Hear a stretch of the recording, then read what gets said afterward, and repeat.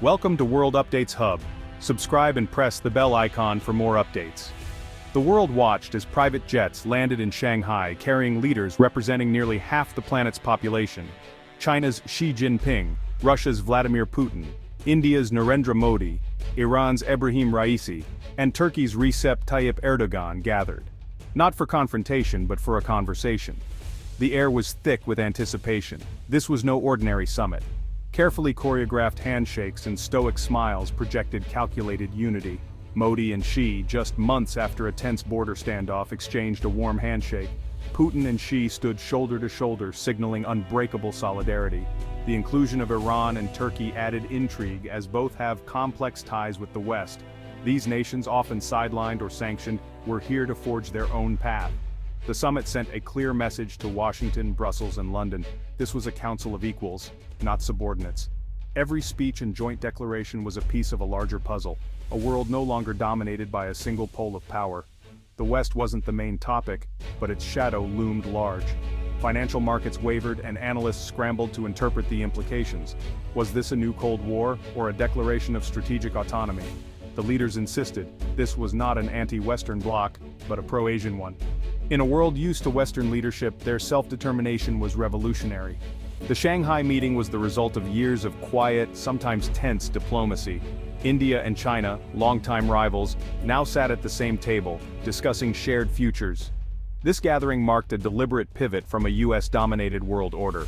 The leaders represented a vision for the 21st century, distributed power, regional organizations, and partnerships not tied to Western approval. They focused on trade, infrastructure, energy, and security, building blocks of national power. Each nation had faced Western pressure alone, but together, they formed a formidable bloc. Their combined economic and military weight could not be ignored. The summit was a strategic huddle to navigate a world increasingly hostile to their ambitions. For years, the US played Asian rivalries to its advantage, but those strategies were losing effectiveness. The Shanghai leaders signaled they would no longer let outsiders exploit their disputes. Their shared interest in resisting Western pressure now outweighed old disagreements. The shift was palpable. A new Asian century, led by Asians, was dawning. The world's balance was tilting. The summit was not just symbolic, it was a blueprint for a new order. The message: Asia's future would be shaped by its own hands. The era of divide and rule was ending. At the heart of this assembly is the Shanghai Cooperation Organization, or SCO. Once a modest security group, the SCO has grown into a major platform for economic and political cooperation across Eurasia. Its expansion to include India, Pakistan, and Iran has dramatically increased its influence. The SCO now represents over 40% of the world's population and nearly a third of global GDP. It's no longer just a Central Asian pact, it's a transcontinental force. The SCO's model is non-alignment, non-interference, and consensus, attractive to those wary of Western conditionality. It offers a partnership of equals, focused on shared interests, not lectures on values. The SCO is quietly building the framework for a post-Western world order. Unlike NATO, it's not about military confrontation but about strategic autonomy. The Shanghai summit showed this alternative system taking shape. For most of history, Asia was the world's center of wealth and power. India and China dominated global trade and innovation for centuries. The Silk Road connected vibrant Asian markets to the world.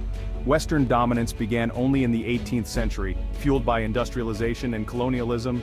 India and China were sidelined, their economies reshaped to serve Western interests. Today, we're witnessing not Asia's rise, but its return to the global stage. China and India's economic miracles have lifted hundreds of millions from poverty. Russia has re-emerged as an energy and military power. The Shanghai summit symbolizes this historical correction. Leaders like Xi and Modi see themselves as restoring their nation's rightful place. They're not just seeking a seat at the table, they're building a new one. In this new Asian alignment, Donald Trump played an unexpected role. His America First policies disrupted alliances and pushed other powers closer together. India, once courted as a US partner, grew uneasy with unpredictable US policies and tariffs. This prompted India to diversify its foreign policy and mend fences with neighbors. The most dramatic shift: India and China's rapprochement after the Doklam standoff. Modi and Xi's informal summit in Wuhan signaled a new willingness to cooperate. Trump's trade war with China and pressure on Russia only deepened their partnership. Moscow and Beijing became twin pillars of resistance to US hegemony. US tariffs and sanctions created a shared grievance among Eurasian powers. This accelerated their convergence. What might have taken decades happened in years. Trump, ironically, became a unifier of the very nations he sought to pressure. The result? A new Eurasian bloc, more cohesive than ever. The world's power map was redrawn. The Shanghai summit wasn't just talk, it produced concrete deals reshaping Eurasia's economy.